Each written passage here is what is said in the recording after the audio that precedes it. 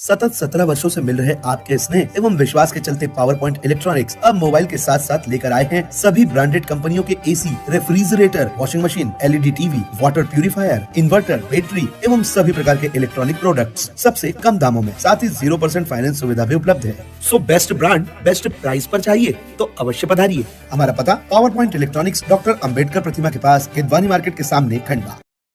समझता हूँ कि मजलिस इत्तेहादुल मुस्लिमीन का इंतखाबी निशान पतंग का है और 6 जुलाई के दिन मेरी आप तमाम से अपील है, दरख्वास्त है कि आप मजलिस के हक में अपने वोट का इस्तेमाल करिए। और मजलिस इत्तेहादुल मुस्लिमीन का क़याम मध्य प्रदेश में इसलिए किया गया ताकि आप अपने हाथों से, अपनी दुआओं से, अपने ओटों से, अपनी मोहब्बतों से आप इस प्रदेश में, खंडवा में, बुरहानपुर में, भोपाल में, इन मुकामात पर, सेंधवा में आप मजलिस इत्तेहादुल मुस्लिमीन की और आपकी एक सियासी लीडरशिप को बनाइए। और मेरी इस बात को याद रखिए कि जब तक आप अपनी सियासी लीडरशिप को नहीं बनाएंगे, आप अपने मसाइल को हल नहीं करवा सकते। किसी कौम के लिए 50 साल एक लंबा अरसा होता है। आपने, हमारे बुजुर्गों ने 50 साल मुख्तलिफ सियासी पार्टियों का साथ दिया। हमने ज्यादातर कांग्रेस का साथ दिया, ये समझकर कि कांग्रेस हमारे मसाइल को हल करेगी। हमने कांग्रेस के हक में वोट दिया ये उम्मीद पर कि हमारे इबादतगाहों की हिफाजत होगी। हमने ये सोचकर कांग्रेस पार्टी की तायीद की कि वो फिरका परस्ती के जहर को बढ़ने से रोकेगी। आपके, हमारे बुजुर्गों ने मुख्तलिफ सियासी पार्टियों का साथ दिया ये सोचकर कि हमारे मासूम बच्चे और बच्चियों के लिए तालीम का इंतजाम किया जाएगा, हमारे नौजवान नस्ल के लिए कॉलेजेस का इंतजाम किया जाएगा, पुलिस के जुल्म से उनको बचाया जाएगा, झूठे मुकदमात में उनको डालकर जेल जाने से उनको बचाया जाएगा होगी। मैं आज आपके दरमियान में खड़े होकर बड़ी जिम्मेदारी से अर्ज कर रहा हूँ कि इन तमाम चीजों पर आप खुद गौर करिए, सोचिए और उसके बाद एक अच्छा फैसला लीजिए। जब आपने बीजेपी को रोकने के लिए कांग्रेस को वोट दिया तब भी भाजपा कामयाब हो जाती है। मेरे अजीज दोस्तों और बुजुर्गों, मेरी इज्जतदार माँ और बहनों, मेरे गयूर नौजवान साथियों, असदुद्दीन ओवैसी आपके सामने खड़े होकर ये बात आपसे अर्ज करने आया है और आपको ये समझाने आया है कि याद रखिए मेरी इस बात को, आप में और मुझ में इतनी ताकत नहीं है कि हम किसी पार्टी को सत्ता में आने से रोक सकते हैं किसी प्रदेश में। हाँ, हम में इतनी ताकत जरूर है कि हम मुत्तहद अगर होते हैं और मुत्तहदा अपने वोट का इस्तेमाल करते हैं तो यकीनन हम अपने नुमाइंदों को कामयाब करके उनको खंडवा की बल्दिया में या मध्य प्रदेश की विधानसभा में भिजा सकते हैं ताकि आपके मसाइल की आवाज और आपके मसाइल को हल किया जाए, ताकि आपकी नाइंसाफी के खिलाफ आवाज बुलंद हो, मजलूमों की फरियाद जालिमों के सामने कर उनके जुल्म को रोकने की कोशिश करना है।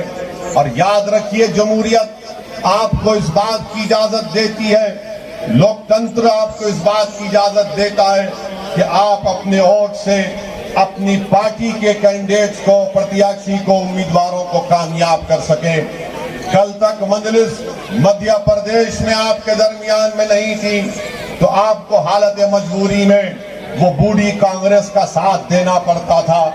आज मजलिस इत्तेहादुल मुस्लिमीन आपके दरमियान में है और मजलिस इत्तेहादुल मुस्लिमीन मध्य प्रदेश की सियासत को वो कांग्रेस बनाम बीजेपी नहीं चलने देगी। मुझे पूरा यकीन है कि मध्य प्रदेश की सियासत में एक तीसरे विकल्प का यहाँ पर एक बहुत बड़ा स्कोप है, मैदान है। और मजलिस इत्तेहादुल मुस्लिमीन इंशाअल्लाह ताला आने वाले वक्त में मध्य प्रदेश की सियासत में एक तीसरी ताकत बनकर उभरेगी। मेरे अजीज दोस्तों, मेरी इज्जतदार माँ और बहनों, मैं आपसे अर्ज करने आया हूँ कि आज आप खुद मेरी इन बातों पर गौर करिए और सुनने के बाद एक अच्छा फैसला आप लीजिए। आप मुझसे बेहतर जानते हैं कि मध्य प्रदेश में आप पहली जमात से 12वीं जमात में कितने बच्चे स्कूल में जेर तालीम हैं।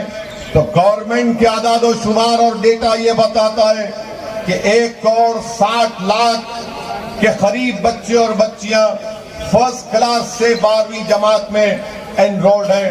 मैं पूछना चाहता हूं भाजपा के लोगों से, मैं पूछना चाहता हूं मध्य प्रदेश के मुख्यमंत्री से, मैं जानना चाहता हूं कांग्रेस के कमलनाथ से कि आप मुझ पर तो उंगलियां उठाते हैं, मुझ पर इल्जाम लगाते हैं। भारत में अगर किसी सियासतदान पर सबसे ज्यादा अगर किसी पर इल्जाम लगाया जाता है तो उसका नाम असदुद्दीन ओवैसी है। मुझे इन इल्जामात की परवाह नहीं है। आप और इल्जाम लगाओ, बल्कि इल्जाम लगाने की आपकी मशीनरी में और इजाफा कर दो। मगर मैं जो सवाल कर रहा हूं, अगर मध्य प्रदेश में पहली जमात से 12वीं जमात तक 1,60,00,000 बच्चे एनरोल्ड हैं, तो बताओ उसमें मुस्लिम अल्पसंख्यक समाज का, मुस्लिम अकलियत का कितना परसेंटेज है। तो आपको जानकर हैरत होगी कि इसमें मुसलमान का परसेंटेज कितना निकलता है। आप खुद यकीन नहीं करेंगे कि मुस्लिम एनरोलमेंट अगर 7% आबादी है मध्य प्रदेश में, तो बमुश्किल 4% भी मुसलमानों के बच्चे और बच्चियां पहली जमात से 12वीं जमात में पढ़ते हैं। क्या इसका जिम्मेदार मैं हूं?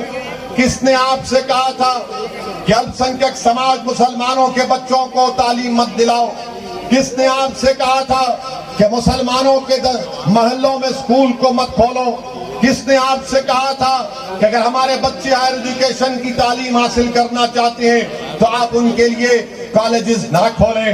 मैं आपसे अर्ज कर रहा हूं कि ये मसाइल हैं, जज्बाती तकारीर और नारों से कुछ नहीं होगा। अगर आप ये चाहते हैं कि जमीन पर नाइंसाफी का खात्मा हो, तो नौजवानों मेरी इस बात को जहन नशीन कर लो कि इम्तियाज जलील, असदुद्दीन ओवैसी, फेरोज लाला और डॉक्टर गफ्फार कादरी मध्य प्रदेश को अपनी मकबूलियत में इजाफा करने के लिए नहीं आए हैं। अगर हम यहाँ पर आए हैं, नौजवानों तुम्हारे मुस्तकबिल की लड़ाई लड़ने के लिए आए हैं, तुम्हारा हक दिलाने के लिए हम आए हैं। और हम ये चाहते हैं कि मध्य प्रदेश की सियासत में आपको अपना हिस्सा मिले। मजलिस की लड़ाई हिस्सेदारी की लड़ाई है, और जब तक अल्पसंख्यक समाज को, दलितों को सियासत में उनका हिस्सा नहीं मिलेगा, हम लड़ते रहेंगे, एहतजाज करते रहेंगे और आवाम के दरमियान में आते रहेंगे। सुबह सिर्फ 44,290 है। कौन जिम्मेदार है इसका? आप कहते हैं कि मुसलमान जज्बाती हैं, जो मुसलमानों से नफरत करते हैं कि मुसलमान गरीब है, पर्दा नहीं है। अरे अगर मैं गरीब हूं इसलिए गरीब हूं कि तुमने मुझे मेरा गरीबी मेरा मुकद्दर बनाकर रख दिया। अगर मैं गरीब हूं और मेरे बच्चे और बच्चियां नहीं पढ़ते, इसलिए नहीं पढ़ते कि तुम हमारी औलाद को पढ़ाना नहीं चाहते, तुम उनकी तरक्की के दुश्मन हो। तुम बर्दाश्त नहीं कर सकते कि मुसलमान का बच्चा डॉक्टर, इंजीनियर और आईपीएस और आईएएस ऑफिसर बन जाए। तुम उसको वही टायर का पंक्चर बनाकर देखना चाहते हो। असदुद्दीन ओवैसी पैगाम देने आया है कि टायर का पंक्चर अगर बाप बनाएगा तो बेटा गाड़ी खरीद कर गाड़ी चलाएगा इंशाअल्लाह। ये हमारा हौसला है, ये हमारा ख्वाब है। और जब हम ये बात को बयान करते हैं तो मुझ पर इल्जाम लगा दिया जाता है कि असदुद्दीन ओवैसी और मजलिस इत्तेहादुल मुस्लिमीन भड़काऊ भाषण दे रही है। मैं भड़काऊ भाषण नहीं देता हूं, मैं आवाम के दरमियान में आकर आवाम के दिलों में जो जज्बात है उसको अपनी जबान से बयान करता हूं। अगर कोई सोया हुआ है तो मैं उसको जगाता हूं। अगर किसी को अपना हक नहीं मालूम तो उसके हक की बात करता हूं। मेरा काम शऊर को बेदार करना है, मेरा काम नौजवानों को खड़ा कर देना है और उनसे कहना है कि तुम भारत में मध्य प्रदेश में दूसरे दर्जे के शहरी नहीं हो, तुम अव्वल दर्जे के शहरी हो। अगर तुम्हारा घर गिरता है तो तुम्हारे घर के एक एक ईंट की कीमत होनी चाहिए। तुम्हारा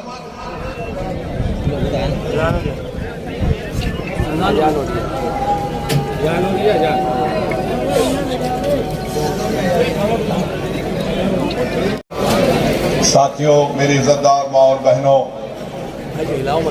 ये बल्दिया का चुनाव आपके लिए एक बेहतरीन मौका आपको फराहम करता है कि आप अपनी जमीनी सतह से अपनी लीडरशिप को बनाएं।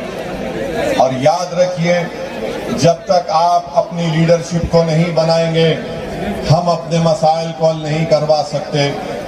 हम बरसों से सिर्फ वोट डालने वाले बन गए, हम वोट लेना नहीं सीखे। आज मजलिस इत्तेहादुल मुस्लिमीन के 11 उम्मीदवार आपके दरमियान में हैं और मेयर के उम्मीदवार भी हैं। मेरी आपसे गुजारिश है कि आप पतन के निशान पर बटन दबाकर सियासी लीडरशिप को पैदा करिए। मैं आपके सामने ये भी अर्ज कर रहा हूं कि मेरे पास कोई जादू की छड़ी नहीं है, मगर मैं आपसे अर्ज ये कर रहा हूं, बताओ आपकी आवाज कौन है मध्य प्रदेश में? आपकी सियासी आवाज कौन सी है मध्य प्रदेश में? कौन है जो आपकी तकालीफ को, आपके जुल्म और नाइंसाफी के खिलाफ आवाज बुलंद कर सके? अगर आप ये चाहते हैं कि आपकी आवाज को कोई बुलंद करे तो 6 जुलाई के दिन आप अपना एक अकाउंट मजलिस के हक में इस्तेमाल करिए।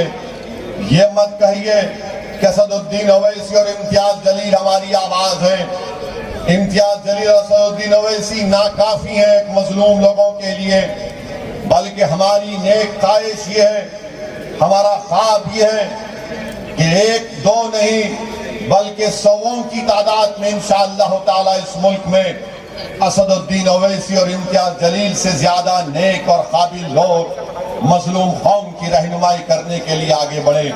मेरे अजीज दोस्तों और बुजुर्गों, ये आपके मसाइल हैं। आप जानते हैं कि आपके खंडवा में पीने का पानी दस्तयाब नहीं है। हम पूछना चाहते हैं भाजपा के मुख्यमंत्री से कि आप इतने बरस से इस प्रदेश के मुख्यमंत्री हैं, आपने खंडवा में पीने का पानी का मसला क्यों हल नहीं किया? और नरेंद्र मोदी पूरा ये दावा करते हैं कि हमने, भारत के प्रधानमंत्री कहते हैं कि हमने नल जल का इंतजाम कर दिया। देश के प्रधानमंत्री, खंडवा में ना नल है ना जल है, पानी मिलता ही नहीं है। यहाँ पर क्या आपको पानी मिलता है? क्या भाजपा ने पानी पिलाया आपको? जब पानी नहीं पिला सके तो वोट किसको देंगे आप?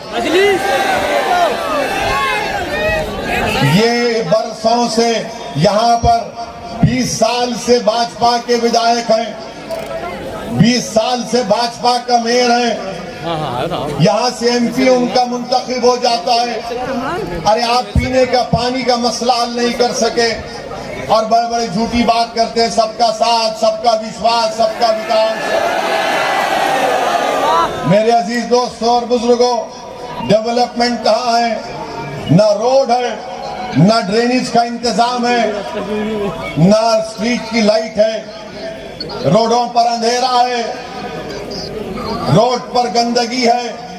मगर इसके बावजूद भी बीजेपी का वोटर कहेगा कि नहीं, मैं मोदी को वोट दूंगा। हम उनसे पूछना चाहते हैं कि तुम्हारे घर के सामने लाइट नहीं है, पानी नहीं है, ड्रेनेज का मौसर इंतजाम नहीं है, मगर आप भाजपा को कैसे वोट देंगे? तो बोलेंगे नहीं, ओवैसी को रोकना है इसलिए मोदी को वोट देंगे। आप बताइए कि पीने का पानी नहीं है मगर ओवैसी को मुद्दा बनाते हैं इलेक्शन में। अरे पीने का पानी मुद्दा है, स्ट्रीट लाइट मुद्दा है, ड्रेनेज लाइन मुद्दा है। और फिर यहाँ पर 8 महीने पहले एक कम्युनल राइट हुआ, फसाद हुआ और हमको बताया गया कि 7 घरों को डेमोलिश कर दिया गया। मैं भाजपा के और इस प्रदेश के मुख्यमंत्री से जानना चाहता हूं, कौन से कानून के तहत आपने घर को तोड़ा? कौन से कानून के तहत आपने सेंधवा में घरों को तोड़ा, खरगोन में घरों को तोड़ा? तो बोलेंगे नहीं नहीं, अवैध निर्माण इल्लीगल बनाया गया। अगर अवैध निर्माण इल्लीगल की बात कर रहे हैं तो मध्य प्रदेश में 80% घर इल्लीगल हैं। क्या सबको तोड़ोगे मुख्यमंत्री आप? मगर आप एक मुस्लिम समाज को, मुस्लिम समुदाय को भाजपा उनको उनकी इज्जत से महरूम करना चाहती है, जिसको अंग्रेजी में कहते हैं कलेक्टिव पनिशमेंट, इज्तिमाई सजा देना चाहती है। आपका कानून है जो कहता है कि 1 महीने की नोटिस मिलनी चाहिए अगर अवैध निर्माण है, मगर नहीं, आप अखबार में, मीडिया में कह देती हैं कि यहां से पत्थर फेंके गए थे, इसका घर था, हम उसके घर को तोड़ देंगे। याद रखो, इख्तियार कभी इंदिरा गांधी के पास नहीं था, सत्ता कभी इंदिरा गांधी के पास हमेशा नहीं थी, सत्ता हमेशा राजीव गांधी के पास नहीं थी, सत्ता हमेशा पंडित नेहरू के पास नहीं था, इख्तियार हमेशा अटल बिहारी वाजपेयी के साथ नहीं था। तो सुन लो मध्य प्रदेश के मुख्यमंत्री और देश के प्रधानमंत्री, तुम हमेशा इख्तियार या सत्ता में नहीं रहोगे, एक दिन इख्तियार तुमसे छीन लिया जाएगा।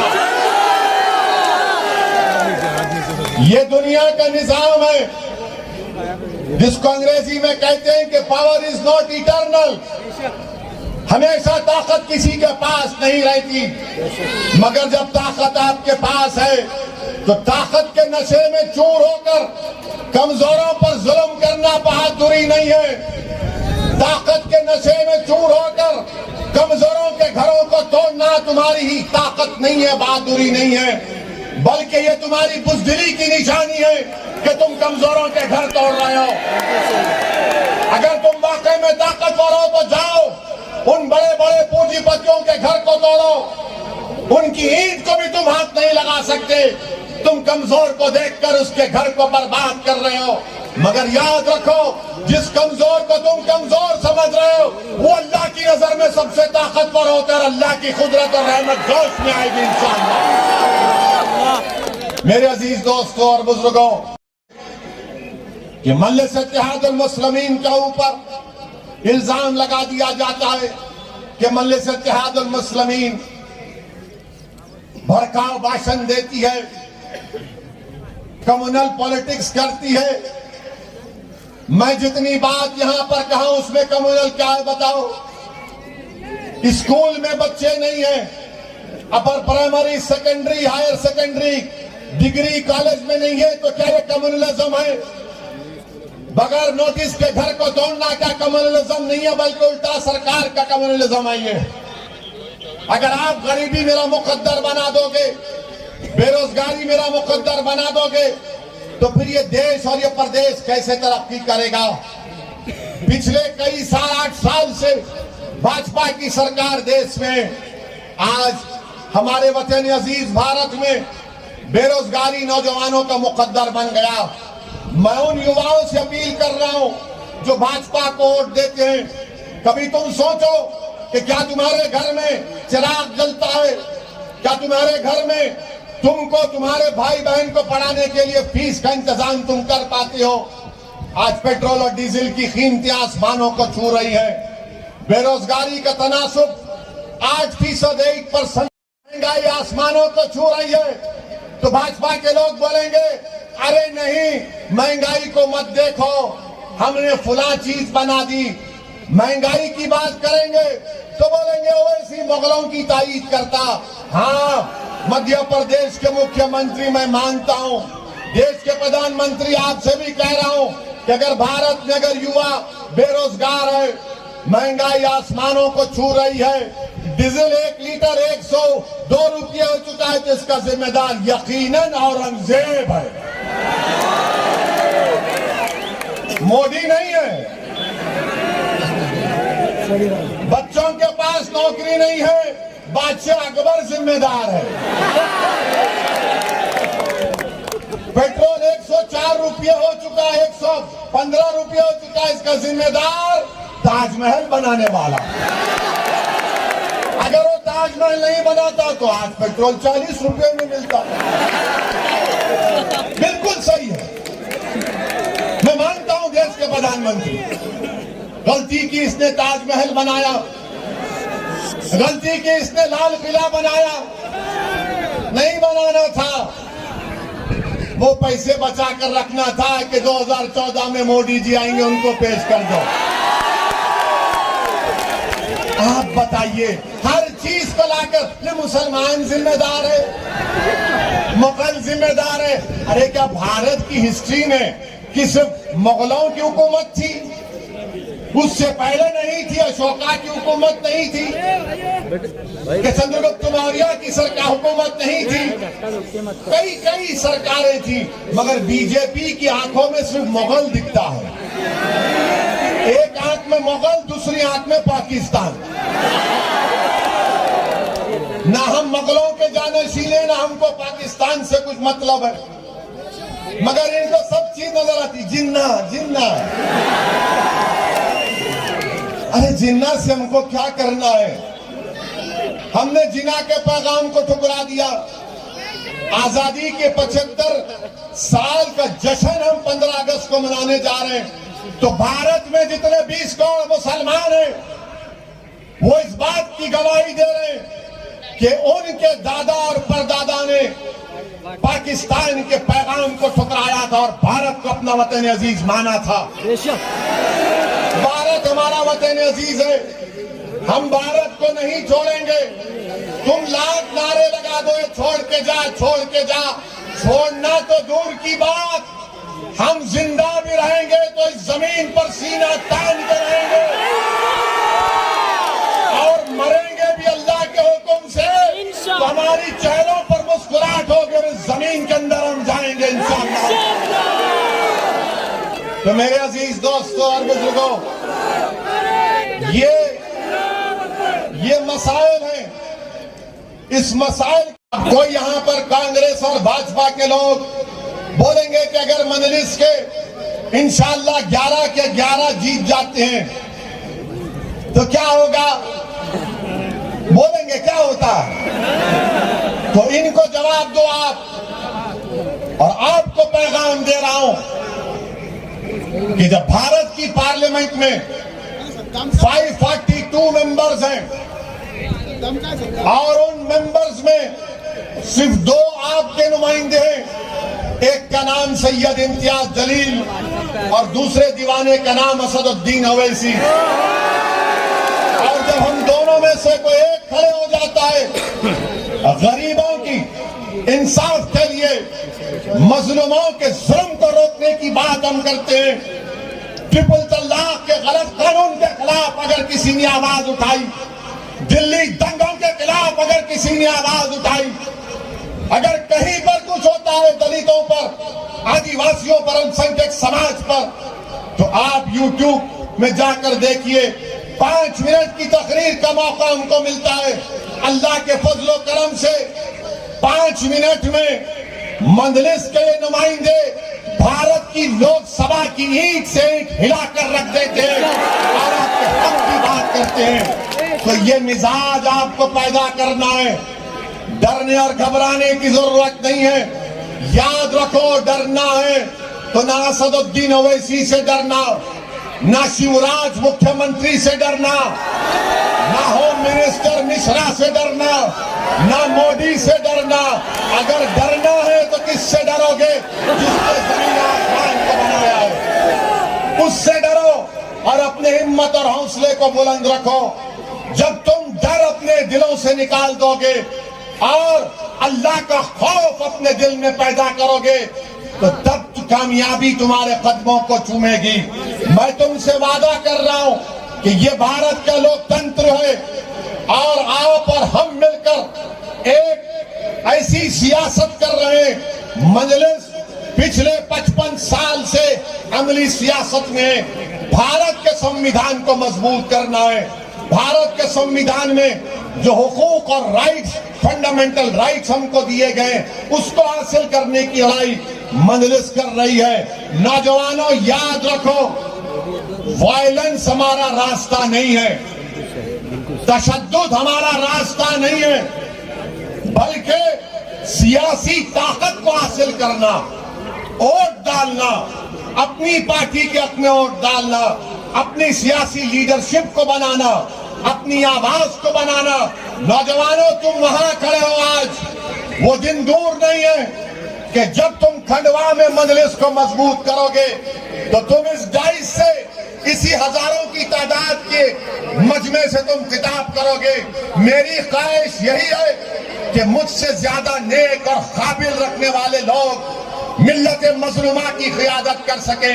नौजवानों, ये लड़ाई आपकी हम लड़ रहे हैं। मेरे बुजुर्गों, आप और हमने तकालीफ उठाई है, अब इन नौजवानों को हमको तकालीफ नहीं उठाना है। मैं हमारी माँ और बहनों से अपील कर रहा हूँ, मेरी माँ और बहनों, तुमने रात में रातों गुजार दी करवटें ले लेकर कि मेरे बच्चे और मेरी बच्ची का क्या होगा।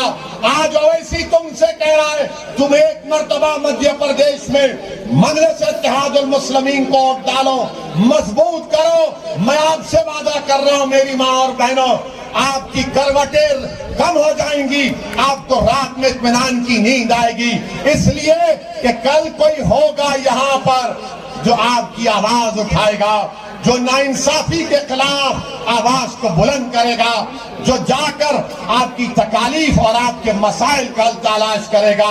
मेरे अजीज दोस्तों और बुजुर्गों, मुस्लिमीन पर एक इल्जाम लगता है, कांग्रेस पार्टी की तरफ से इल्जाम लगता है कि मजलिस जहां पर इलेक्शन लड़ती है वहां पर बीजेपी जीत जाती है। ये बोलते हैं ना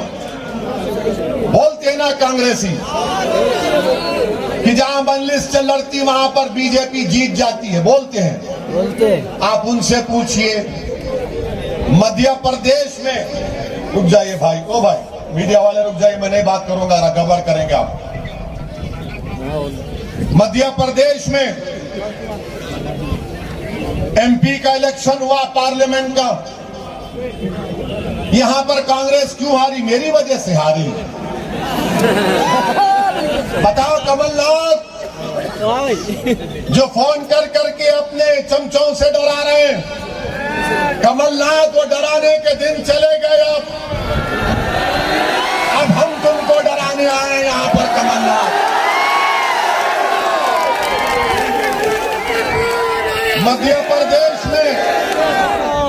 मध्य प्रदेश में भाजपा जीत गई, एमपी के इलेक्शन में ज्यादा सीट उनको आ गए। शायद कमलनाथ का बेटा जीता ना, एक जीता शायद, बेटे को जिता दिए, पार्टी को हरा दिए। कमलनाथ, तुमने बेटे को जिताया, पार्टी को हराया और जिम्मेदार ओवैसी नहीं। कमलनाथ, तुम मिले हुए हो मोदी से। जब बेटा जीत सकता तो तुम्हारी पार्टी का नुमाइंदा क्यों नहीं जीता? अच्छा, तो मेरे अजीज दोस्तों और बुजुर्गों, तो इसलिए कमलनाथ साहब को भूल जाइए, अब इनसे नहीं होने वाला है, नहीं होता इनसे। मुख्यमंत्री बने, 20 कांग्रेस के एमएलए मोदी के गोद में बैठकर चाय पी रहे हैं। मैं जिम्मेदार हूं। क्या मैंने उनसे कहा था कि आ गुलाब जामुन कार भाग? सिंधिया भाग गए, मुझसे पूछ कर गए थे क्या? ये मुझे फोन किया था, mister Owaisi, what is your opinion today? सब भाग रहे हैं, आप भी कब भाग रहे हैं बता दो उनको। ये सब कांग्रेसी मिले हुए हैं, ऊपर जाकर ये एक हो जाते हैं और आपको बेवकूफ बना रहे हैं। बहरहाल मेरे अजीज दोस्तों और बुजुर्गों, क्या 6 जुलाई को आप खंडवा में मजलिस इत्तेहादुल मुस्लिमीन को कामयाब करेंगे अपने दुआ और वोटों से। हाथ उठाकर बता दीजिए कि मजलिस को कामयाब करेंगे। मेरी माँ और बहनें भी अपील कर रहा हूं कि आप भी दुआ करिए। नौजवानों, डरना नहीं, नौजवानों हिम्मत नहीं हारना। याद रखो नौजवानों, अगर तुम डर जाओगे तो तुम मुस्तकबिल हो, तुम अपने घर की दीवार हो। अगर घर की दीवार गिर जाएगी तो दुनिया रास्ता बना लेती है घर में। नौजवानों, मुत्तहिद हो जाओ, एक शीशा पिलाई हुई दीवार की तरह खड़े हो जाओ और तारीख में तुम्हारा नाम लिखा जाएगा। जब 60-70 साल के बाद तारीख लिखी जाएगी तो मौर्रिख लिखेगा, हिस्टोरियन लिखेगा कि खंडवा के नौजवानों ने मजलिस का परचम थामा और दूसरे हाथ में भारत का तिरंगा थामा और मजलिस इत्तेहादुल मुस्लिमीन को कामयाब किया। मेरी बुजुर्गों से अपील है, मेरी माँ और बहनों से अपील है कि मजलिस के कामयाब करिए। मैं पहली मर्तबा खंडवा को आया हूँ। सुन लो भाजपा वालों, सुन लो आरएसएस वालों, सुन लो कांग्रेस वालों, ये आखिरी मर्तबा नहीं होगा। मैं बार बार आऊंगा, इनको तंग करता रहूंगा और आपकी लड़ाई लड़ता रहूंगा। आप सब पुलिस का साथ दीजिए।